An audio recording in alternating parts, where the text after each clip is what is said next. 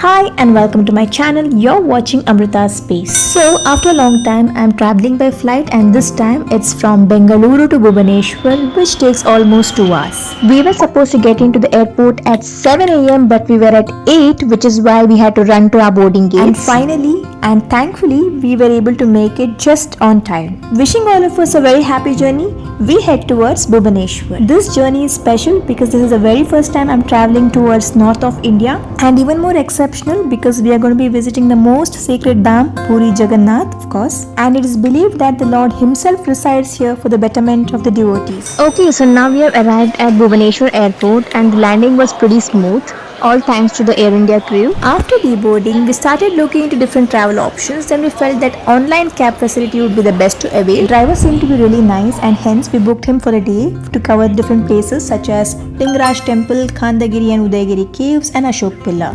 Alright, so now we are at Lingaraj Temple, which is almost 5 kilometers from the airport, and this is the first glimpse of the temple, which is an ancient Shiva temple. Photography and videography is not allowed, but if you visit it, it's a worthwhile experience, honestly. After spending 2.5 hours just mesmerized and not rushing, we then proceed towards Ashok Pillar.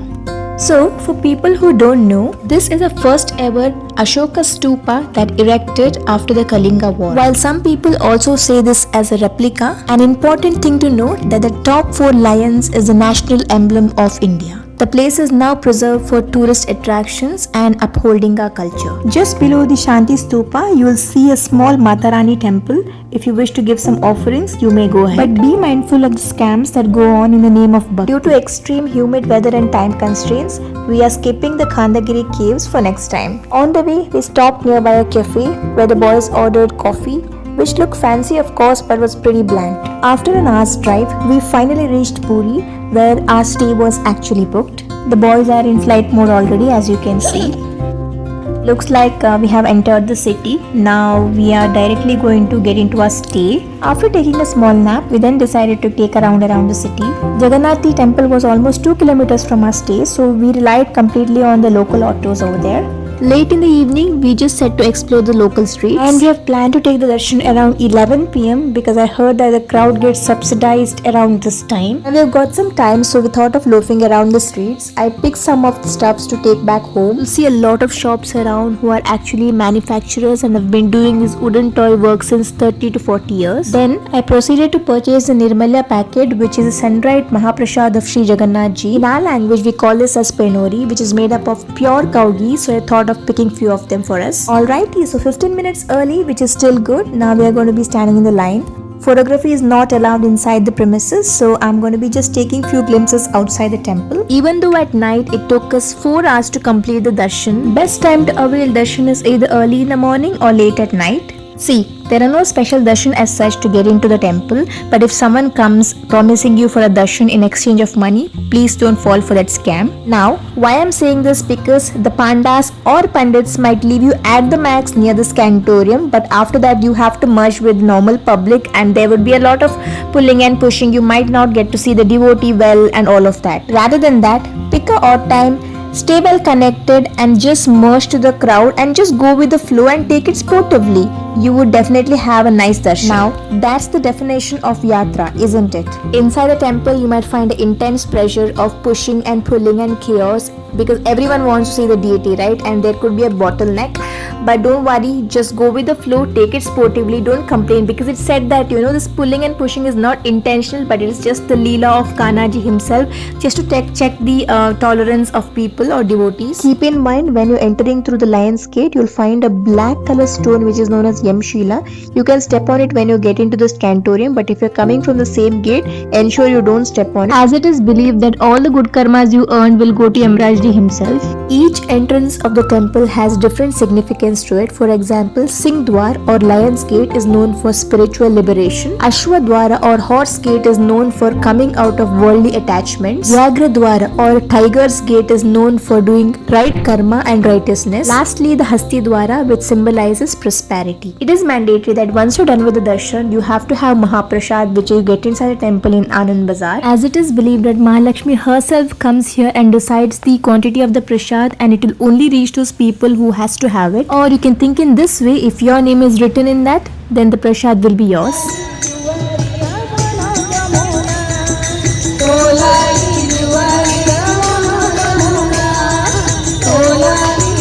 We visited Jagannath Mandir just 8 days before the Ratha Yatra. So this is the Rath of Lord Jagannath Ji himself. It's going to get up to a beautiful colorful Rath once done.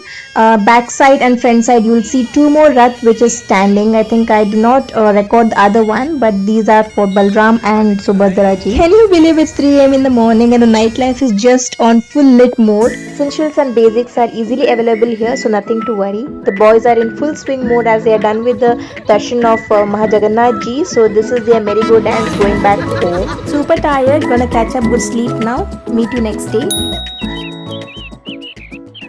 Alright, so good morning everyone. So we are on our way to visit an UNESCO heritage site, the Konark Sun Temple. Konark Sun Temple is 55 kilometers from Jagannath Puri, so we thought of taking a cab up and down. So I had heard there were frequent buses from Puri to Konark every now and then, but when we visited the bus stand we did not find any buses, and we got to know that it's not very frequent. If you get it, is you're lucky, but if you're not, then you might have to go in the normal buses.